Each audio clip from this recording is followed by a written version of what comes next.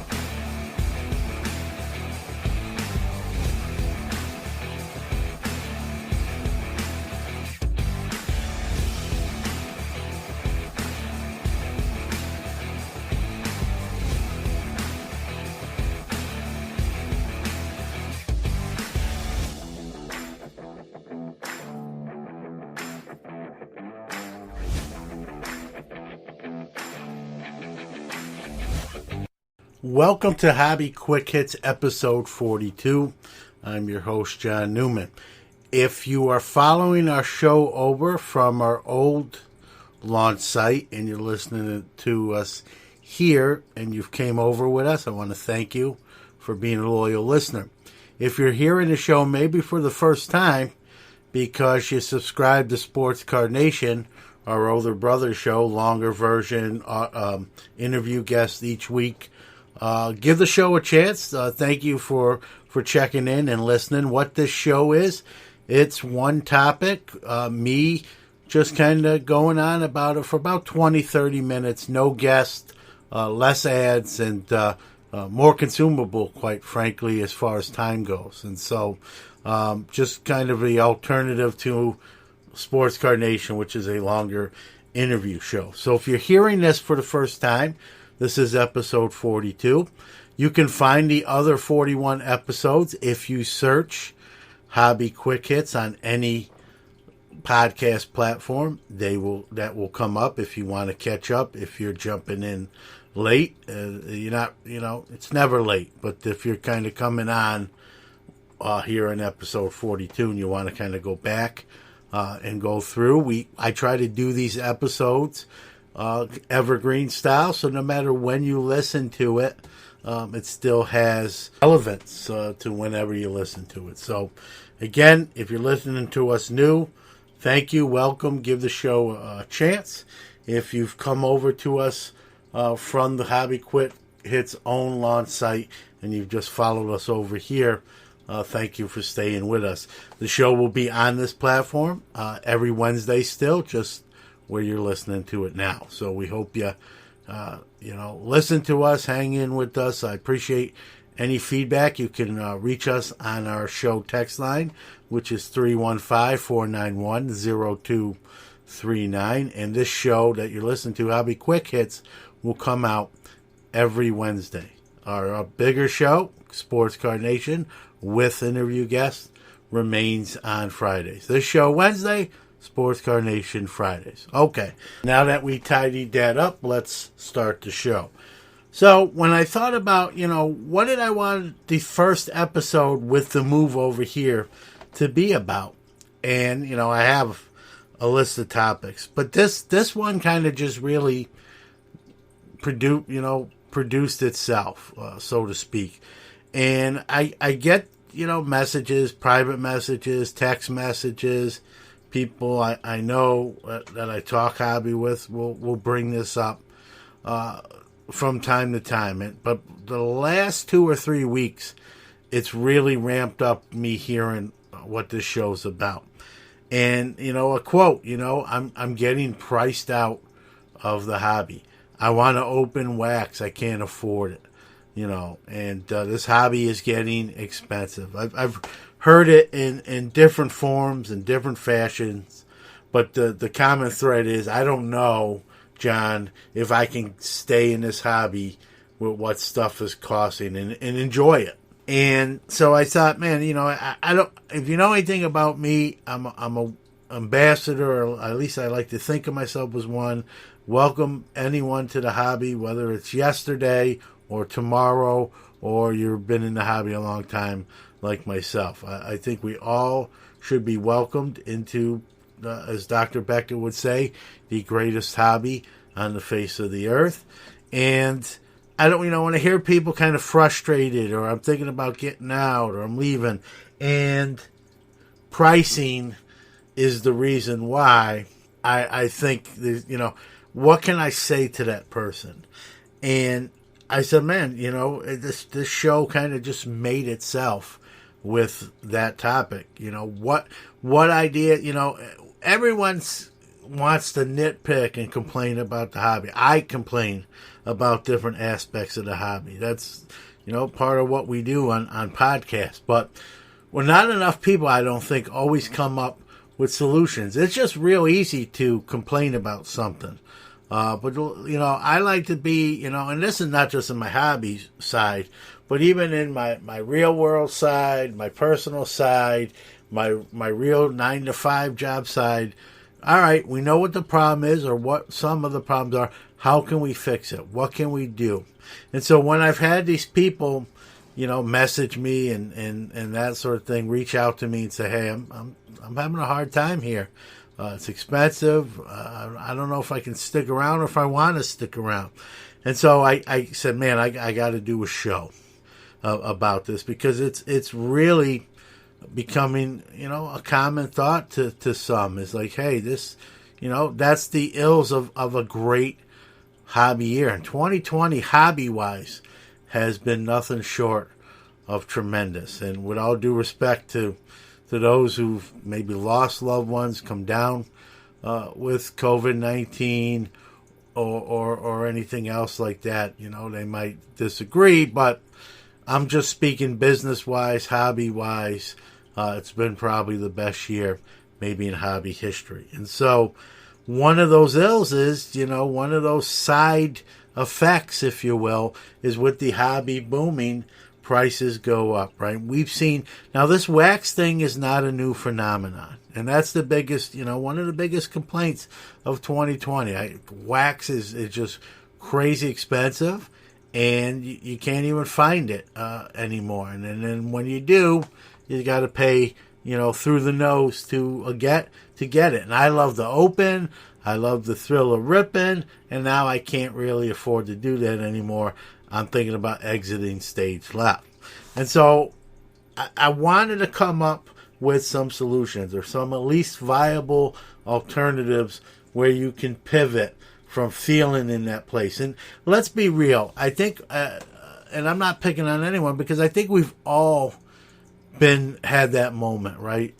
Let's be truthful, right? Very rare is a hobbyist that's never thought about, maybe I'll, even if it's not selling all your stuff and getting out, just like, I'm going to stop. I have what I have, put it in the closet, and kind of just put it on pause and go away and not be active in the hobby. I think we've all, I'm out, truth be told, maybe not recently, but that thought has crossed my mind as well. And so I wanted to come up with, again, some viable, or at least to me, viable alternatives to those folks that have reached out and maybe thinking about getting out, or not in a good place hobby-wise. And, one recently just said, I can't even open wax anymore, John. I love opening wax. Maybe this is my time to get out. So here are some things you can do. And before I get into them, if you know anything about kind of my modus operandi, is I open 80% less wax than I used to. Now, I used to open a lot, so I still open some, but I don't, I try to pay, I don't want to use the word normal, but decent prices. Maybe, online exclusive through Tops. We're going to talk about that in more specific stuff, closer to, the SRP or cost level than the secondary prices. And sometimes you got no choice. You either don't open it or you have to pay those secondary prices. But I still open. I just open a lot less. And full disclosure, I open a lot less, not so much because of the phenomenon we see now with the price increases, although that's a factor. I kind of made this choice even before the level we see at 2020. I made it a few years ago, and it was really just based on, listen, I'm not here to debate the adrenaline rush or the fun of rip and wax. I don't think anyone can debate that. It's fun. I mean, even if you don't collect cards and someone hands you a couple packs and says, open these up, it's kind of fun, right? I mean, let's be real. Opening packs and wax is fun. It's probably the most fun you can almost have in the hobby, right? And so I'm not here to debate that euphoric feeling or those endorphins or whatever that are released in the brain when you open a pack. I'm not here to debate that. But one thing I learned over many years of more error than trial, right, is you open that wax box or a bunch of packs. And then you look at when all the dust settles and the smoke clears and you kind of looked at what you really got, 80-90% of the time, honestly, you probably did not get what you put in. And I know that's a gamble. It's like going to a casino and you start with $50 and you could lose it in a couple hours or you could be up a couple hundred. I get it. That's the gambling aspect of opening wax. But I learned there was more L's than W's with wax. But yet, as someone who sold for 30 years, I had way more W's than L's on selling singles. And truthfully, they were opposites of each other. So an example is in ripping wax, I was probably losing 70% of the time. Maybe 65, I don't know, it's hard to put a number. 65, 70, maybe even up to 80% of the time. As far as, hey, this box costs $200, and after I sell everything, maybe I get $100, $120 back, right? And then the other 20% of the time, you make out. You make more than you hit something of significance where you sell it, let's say, or even if you wait a little bit and then sell it, and you come out okay. And then I was, so I was 80% or 70%, whatever you want to say, losing clip on the wax side.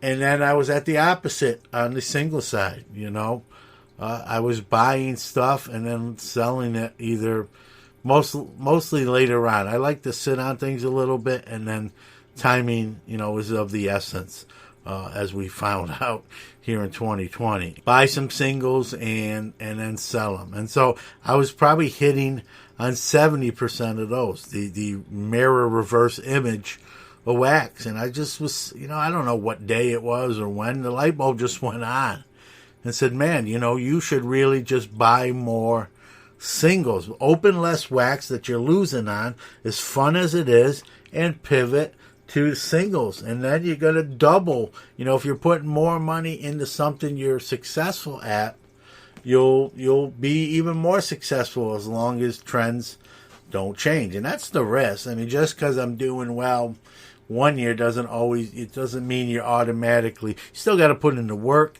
still got to know, I'm a sports fan. I think that gives me sort of advantage of kind of knowing injuries, who's going to lose their job, reading scouting reports, listening to minor league podcasts and all that, especially on the baseball side, right? It's not a natural thing. You gotta put in some elbow muscle, some elbow grease, and work at it. Besides being a sports fan, and I do that, and so I've been pretty good on the single side. And what I did is I just decided, hey, I'm going to open wax. I'm just going to open far less of it, and I'm not going to pay really secondary prices. And I've just pivoted to the single side.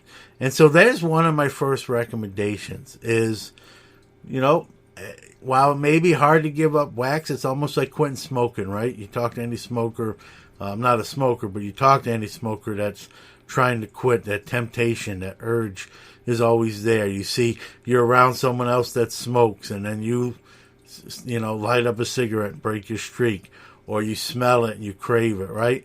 Same thing with wax, right? You see, you watch a YouTube video where someone's doing a box break or a personal rip, and you're like, oh, I got to open something, right? That you're off the wagon, so to speak. It's not easy, and people ask me that know I've quit opening wax to the level I used to.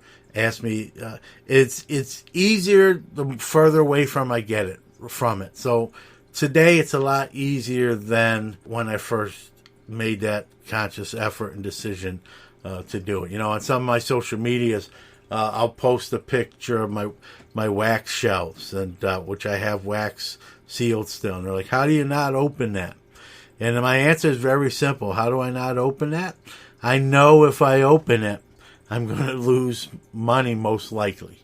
And so it's better for me to keep it. I call marinating it and then reselling it later on, and when it's most likely has went up in value. And then if I just ripped it open and just hope to hit something that's not as easy to get as some people think. And so I just learned from trial and error. And it's a lot easier to keep wax closed. It's funny, I'll pick stuff up off that shelf, look at it, and really the urge isn't even very strong like it once was anymore. So piggybacking off that with the wax, if you're a Montgomery 582 member already, or maybe you're not, but another recommendation, if you can get in when it's open enrollment, I know it's a tight window if you're not a member, get into that because it offers you opportunities to buy wax from Topps. A lot of it, not all of it, but 70% of it's online exclusives. That's the only way you're going to get it. And then there's another percentage where you get kind of first pre-sale buy of it before it goes on to sale to the general public. But in either case, you got a shot to get this wax at SRP.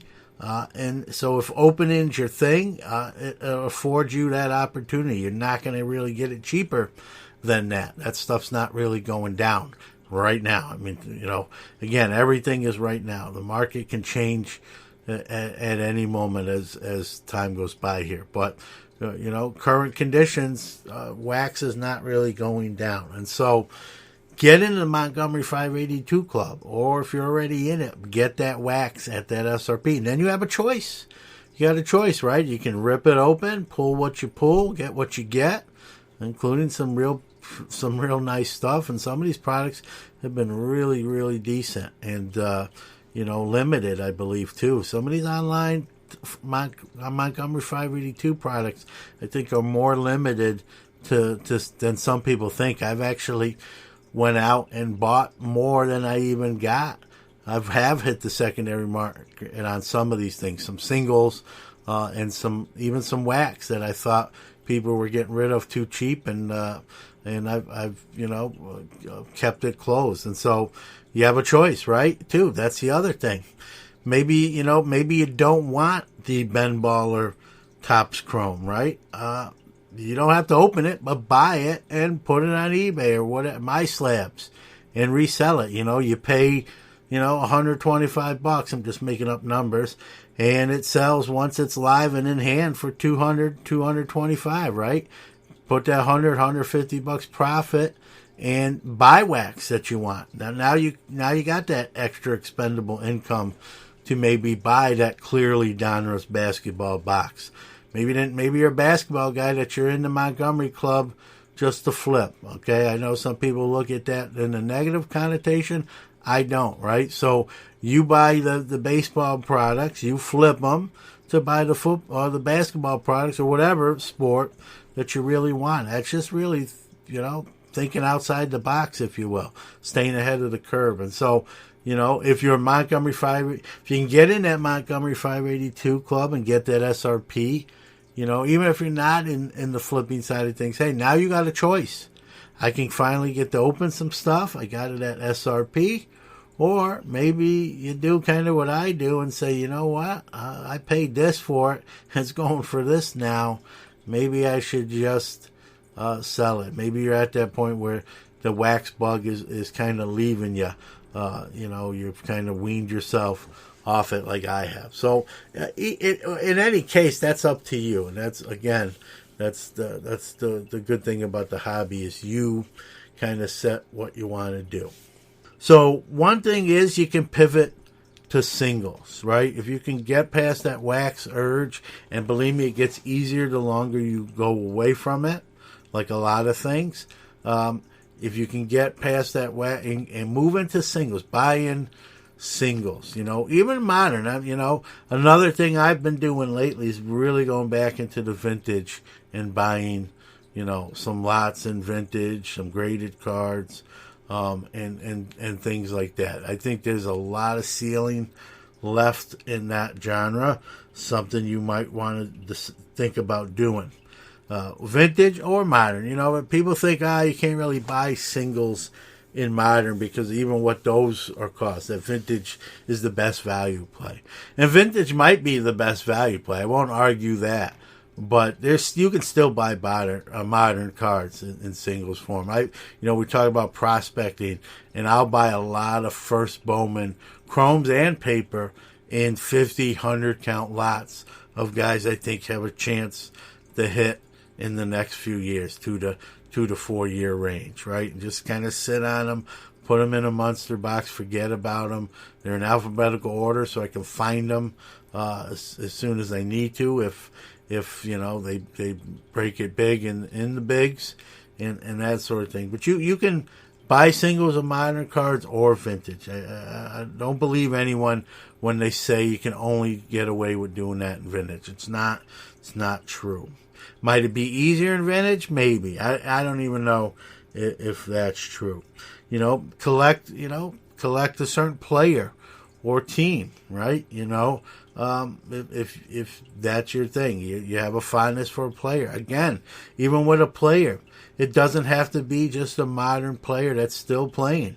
Maybe you were a huge Ken Griffey Jr. fan back in the early 90s, right? And you had a nice Griffey Jr. collection, and now it's gone. Restart it. It's not that expensive to do that, and as you progress, you can determine how much money you want to put in it. So, a player, you can go back and collect them.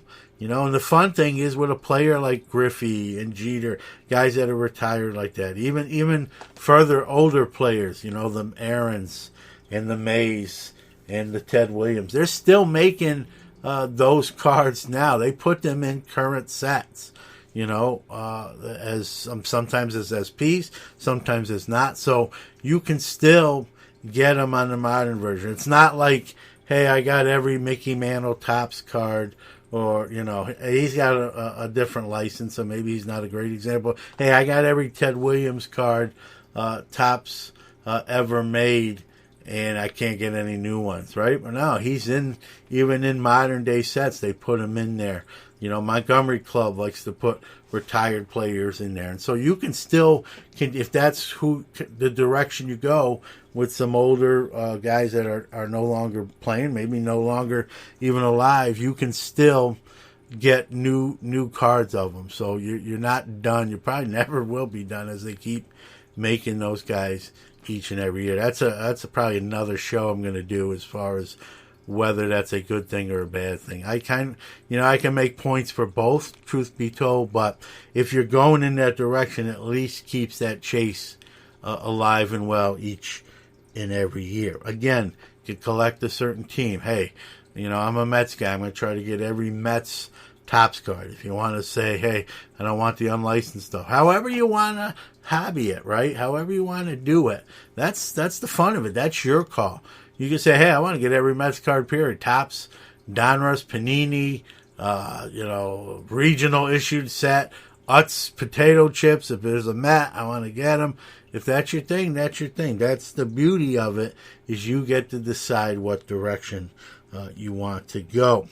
You might collect sets. Hey, I'm just get a Topps flagship set every year, right? I'm going to buy 2 boxes a Topps flagship when they get released. I'm going to pre-order it so I lock in at that decent price level. I don't get gouged on the secondary market once the product's out. I'm going to pre-order it, and as early as I can, get it at the probably best price I'm going to get it, pay for it, be done with it, and open the boxes, put the set together, go on Sports Lots or ComC or whatever platform, fill in the cards I didn't get from breaking the boxes down, sell the hits or the inserts or parallels I might not want to fund to complete the set.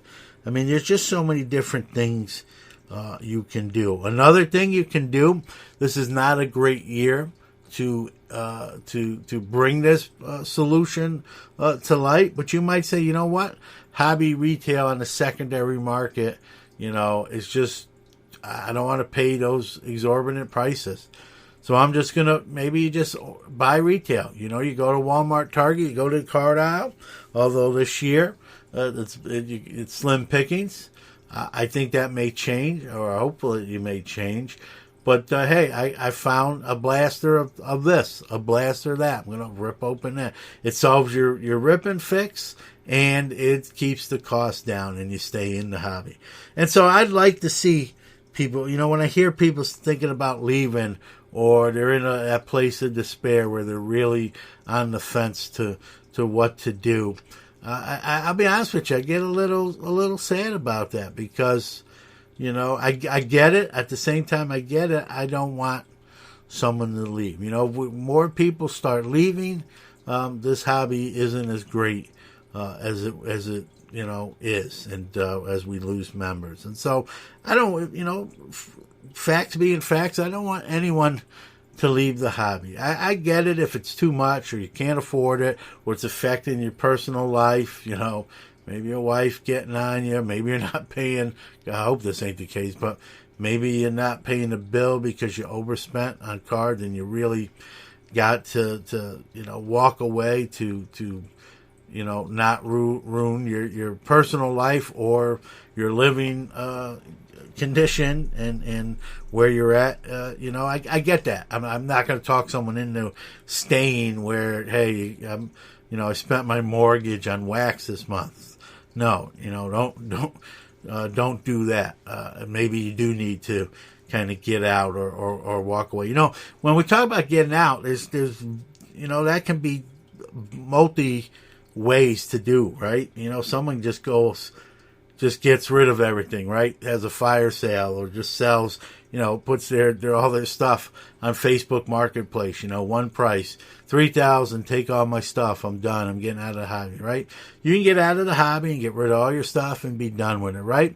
But there's other ways to stop hobbying, right? You could just it's like hitting pause on your music player, right? Hitting the two lines down, right? Just pause. Hey, I got what I got. I'm going to put it in my closet. I'm not going to buy any new singles. I'm not going to buy any wax packs. I have what I have. I'm just going to, take a hiatus, take a pause. However long that hiatus or pause is, obviously, is determined by you. Maybe it's a couple years. Maybe it's a couple months. Maybe after a couple years, you determine, like, hey, I don't miss it. Right? I don't miss it. Maybe, and then you sell all your stuff if that's the case. To use I don't know if it's a bad analogy or good analogy. A married couple, they do what? Trial separation, right? Hey, let's kind of not live with each other, see if we can live without each other, and if we can, we'll get divorced, right? I've seen people do that, or heard about people doing that, right? And then you hear the other thing. Hey, we realize how much I love someone. Absence makes the heart grow fonder. I missed him. I missed her. Let's work it out. Let's go to counseling, right? Maybe you take that pause on the hobby and you realize, like, I'm not going to be able to get out.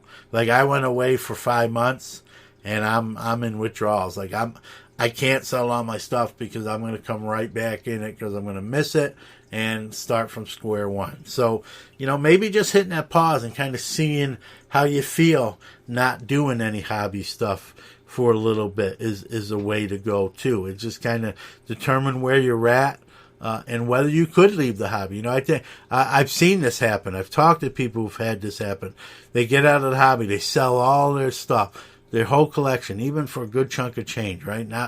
not rock basement prices, right? They do pretty well, but they're out. They got no cards left. They sold everything. They got a good chunk of change, and then, 3, 4, 5 months later, they're like, I want my cards back. I want everything I had. I missed this. I had this card. I had this card's gone.